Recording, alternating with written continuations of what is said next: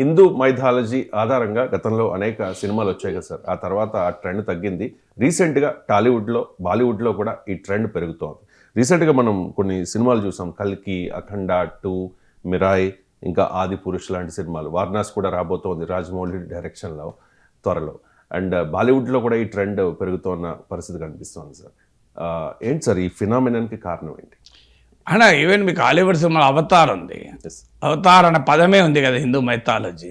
Avatar అన్న పేరులోనే ఉంది. జేమ్స్ కెమెరాన్ అనుకుంటాను subject verification. So Avatar cinema ఇది గ్లోబల్ హిట్ కదా హాలీవుడ్లో. అదొక చరిత్ర సృష్టించిన సినిమా.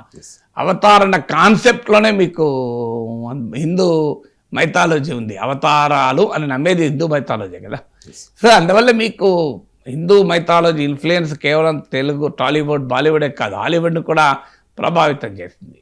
డెఫినెట్గా ఇది ఒక వెరీ ఇంట్రెస్టింగ్ థింగ్. అంతకుముందు మీకు మాయాబజార్, నర్తనశాల, దానవీర శూరకర్ణ, శ్రీకృష్ణ పాండవీయం, శ్రీకృష్ణ అర్జున యుద్ధం, సంపూర్ణ రామాయణం, శ్రీ రామాంజనేయ యుద్ధం, భక్త కన్నప్ప, ఇలాంటి సినిమాలు ఉండేవి. నేను ఈ సినిమాలో ఒక్కొక్క సినిమా దాదాపు 10 సార్లు చూడొచ్చు ఇప్పటికీ.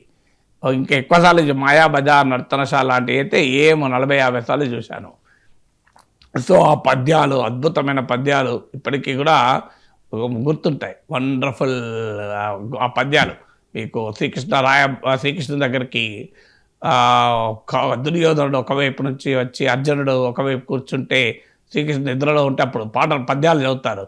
కౌరవ పాండవులు పెనుగులాడే సమయం అసన్నమైంది, మాకు అవ్వారికింగాను బంధు సముద్రుడవు కావున నీ సెరిక మా ఇరువురికి సేమము వనగూర్చుదగుటన నీ సాయము కోరగ యతించితిమి గోపకులైక విభూషణ.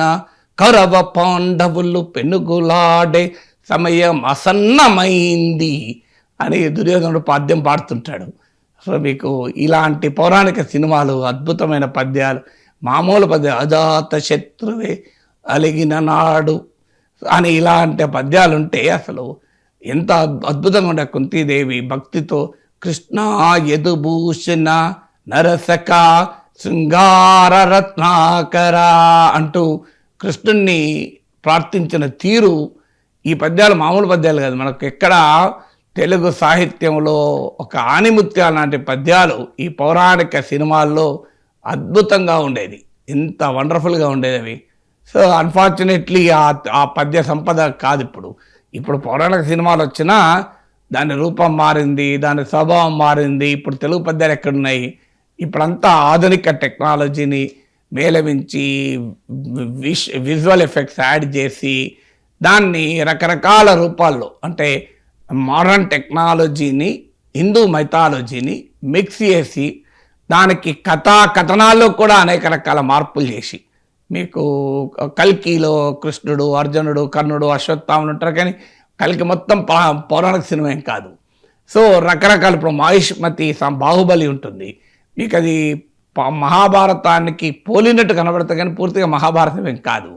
సో అందువల్ల అంటే స్టోరీ టెల్లింగ్లోను, స్టోరీలోను, ప్రజెంటేషన్లోను ఈ మోడర్న్ ఇన్నోవేషన్స్ అనేది జరుగుతుంది. కానీ బేస్ ఎక్కడో కానీ హిందూ మైథాలజికల్ బేస్ కనబడుతోంది.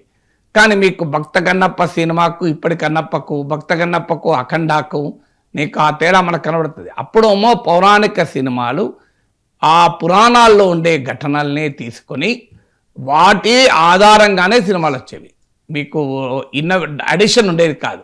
ఇప్పుడు మీకు నర్తనశాల అంటే సో పాండవుల అజ్ఞాతవాసంతో మొదలై అరణ్యవాసాన్ని వీడి అజ్ఞాతవాసం ప్రారంభమై చివరకు మీకు ఉత్తర గోగ్రహణం, దక్షిణ గోగ్రహణమై సో పాండవుల అజ్ఞాతవాసం ముగింపుతో ముగిస్తుంది. మీకు అంటే క్లియర్గా నర్తనశాలలో అంటే అర్జునుడు బృహన్నలగా పాత్ర పోషించిన నర్తనశాల ఆ పీరియడే మీకు ఆ నర్తనశాల సినిమా. మాయాబజార్ అంటే ఘటోత్కచుడు, అభిమన్యుడి వివాహము, దానికి ఆ స్టోరీకి మాత్రమే పరిమితమైన సో మీకు ఆ సినిమా. అట్లా ఒక్కొక్క శ్రీకృష్ణ పాండవీయము అంటే అది శ్రీకృష్ణుడికి పాండవులకు మధ్య ఉన్న ఆ కథ మార్క్.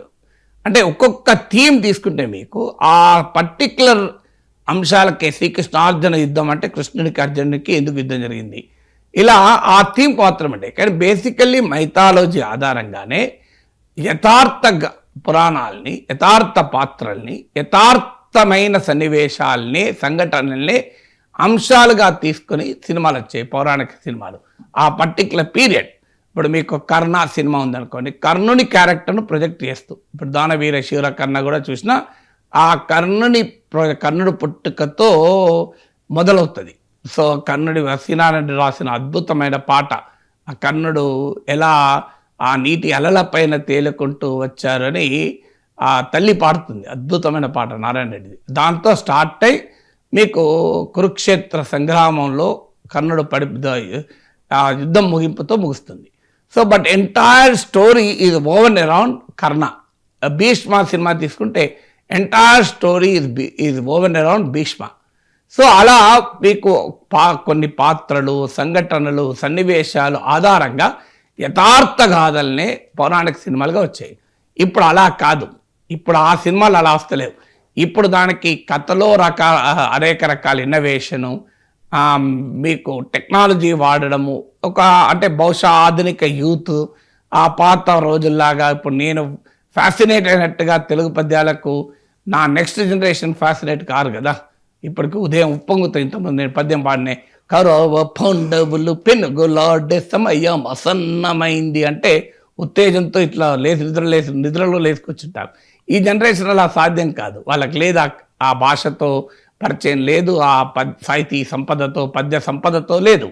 సో అందువల్ల ఈ జనరేషన్కు తగినట్టుగా కమర్షియల్ సినిమా కదా అడాప్టబిలిటీ కనబడుతోంది.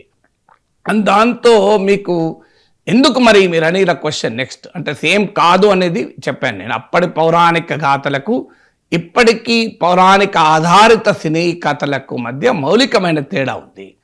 ఇక ఎందుకు వస్తుంది, దీనికి రీజన్ ఏంటి అంటే, ఇప్పుడు మనకు హాలీవుడ్లో ఒకప్పుడు సూపర్ మ్యాన్, స్పైడర్ మ్యాన్ అని ఇట్లాంటి టెండెన్సీ ఉండే.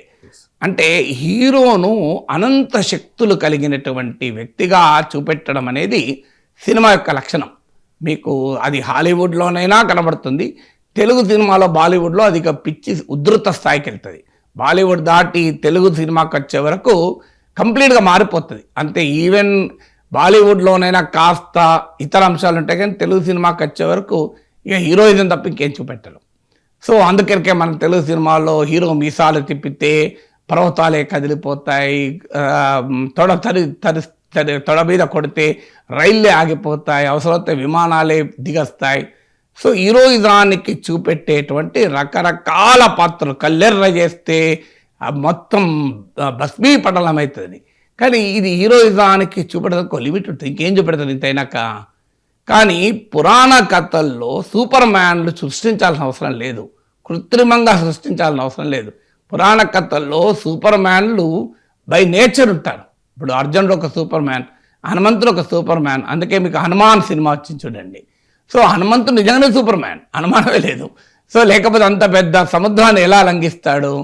సో మీకు అర్జునుడు మహావీరుడు, సూపర్ మ్యాన్. కర్ణుడు ఒక మహావీరుడు, దుర్యోధనుడు ఒక సూపర్ మ్యాన్. శ్రీకృష్ణ పరమాత్మేది అన్నిటికన్నా సూపర్ మ్యాన్. సో అలా సూపర్ మ్యాన్లా కొడుతున్నది. భీష్ముడు ఒక సూపర్ మ్యాన్, రాముడు ఒక సూపర్ మ్యాన్. మీకు ఇంద్రజిత్తు లాంటి రాక్షస వీరులు, రావణాసురుడు కూడా సూపర్ మ్యాన్లే. వీళ్ళెవరూ పవర్ఫుల్ కాదు. సో అందువల్ల మీకు హాలీవుడ్ సినిమాల్లాగా సూపర్ మ్యాన్లు వెతుక్కోవాల్సిన కర్మ భారతీయ సినిమాలకు లేదు. ఎందుకంటే మన పురాణాల్లో, మన ఇతిహాసాల్లో ఇలాంటి సూపర్ మ్యాన్ల కొరత లేదు. అభిమన్యుడు ఒక సూపర్ మ్యాన్.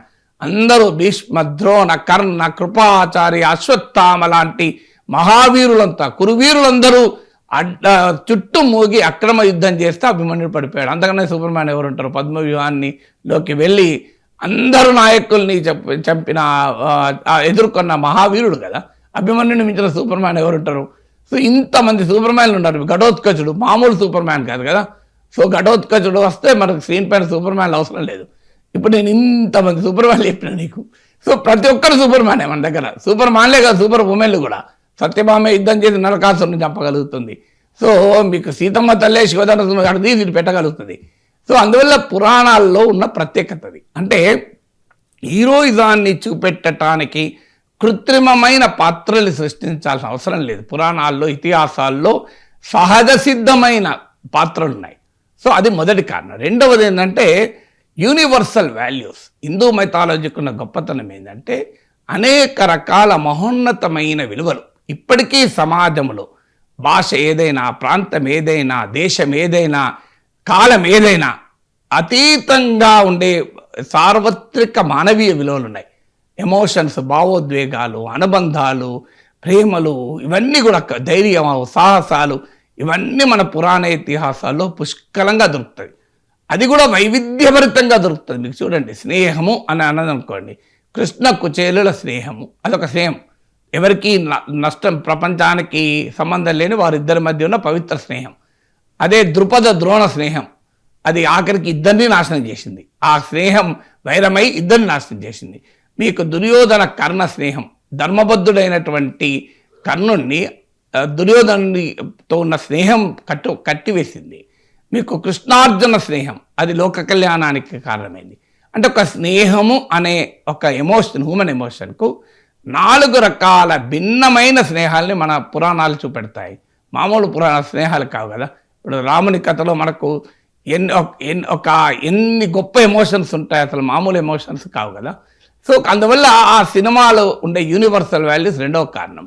మూడో కారణం ఏంటంటే కల్చరల్ లింకేజ్.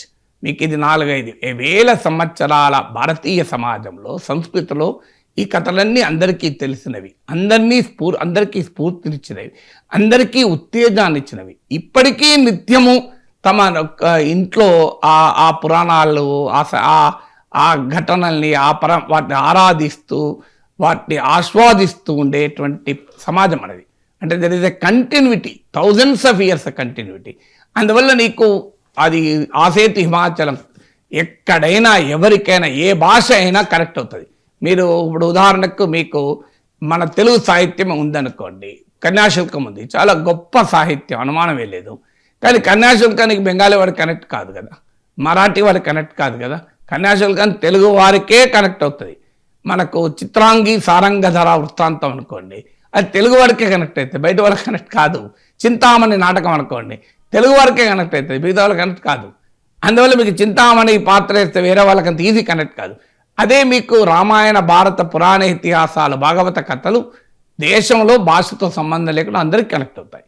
సో అందువల్ల ఈ story need not be reminded. అంటే ప్రజలకు ఫెమిలియర్ స్టోరీ ఇది. ప్రజలు వేల సంవత్సరాలుగా స్ఫూర్తి పొందుతున్న స్టోరీస్. అందువల్ల వీటి ఆధారంగా కనుక సినిమాలు తీస్తే ఎంగేజ్మెంట్ అనేది, బజ్ అనేది నువ్వు కొత్తగా క్రియేట్ చేయాల్సిన అవసరమే లేదు. ఇనీషియల్గా నువ్వేం చెప్పాల్సిన అవసరం లేదు, ఆటోమేటిక్గా జనం కనెక్ట్ అయిపోతారు. అదొక ముఖ్యమైన కారణం. 4వది, ఇటీవల కాలంలో రాజకీయపరమైన పరిణామాల వల్ల కావచ్చు, రిలీజియాసిటీ పెరిగిపోయింది. రకరకాల కారణాలకు కావచ్చు. అంటే మతపరమైన భావాల ప్రాధాన్యత గణనీయంగా పెరిగింది. మత భావాలు ఒక సెంట్రల్ స్టేజ్కి వచ్చాయి. అందువల్ల కూడా రిలీజియాసిటీ పెరిగింది కనుక మీరు గమనించండి, ఈ 10-11 ఏళ్ళ రైజ్ ఆఫ్ బీజేపీతో మీకు హిందూ మైథాలజీ ఆధారిత సినిమాల పెరగడం కూడా కనబడుతుంది. గ్రాఫ్ గీయండి, హిందూ మైథాలజీ ఫిలిమ్స్ మధ్యలో పెద్దగా కొన్ని దశాబ్దాలు రాలే. మీకు పాత తెలుగు సినిమాలు వచ్చాక మీకు ఇటీవల కాలంలో వస్తున్నాయి. అంటే రైజ్ ఆఫ్ బీజేపీ, అంటే హిందుత్వ పాలిటిక్స్, రిలీజియాసిటీని సమాజంలో పెంచిన నేపథ్యంలో ప్రజల్లో పెరుగుతున్న రిలీజియాసిటీని కమర్షియల్ సినిమా ఎక్స్ప్లాయిట్ చేసుకుంటుంది. అది కూడా ఒక కారణం. అందువల్ల దానికి ఈ రకరకాల రీజన్స్ ఉన్నాయి. హిందూ మైథాలజికల్ థీమ్స్ ఎందుకు ఉన్నాయి? ముఖ్యమైన థీమ్ ఏంటంటే అవి యూనివర్సల్ వాల్యూస్, సార్వజనీనమైన, సార్వత్రికమైన, సర్వకాలాల యందు సమాజం ఆదరించేటువంటి విలువలు హిందూ మైథాలజీలో పుష్కలంగా ఉంటాయి గనక వాటి ఆధారంగా నువ్వు ఎప్పుడు సినిమా తీసినా అద్భుతంగా సక్సెస్ అవుతుంది.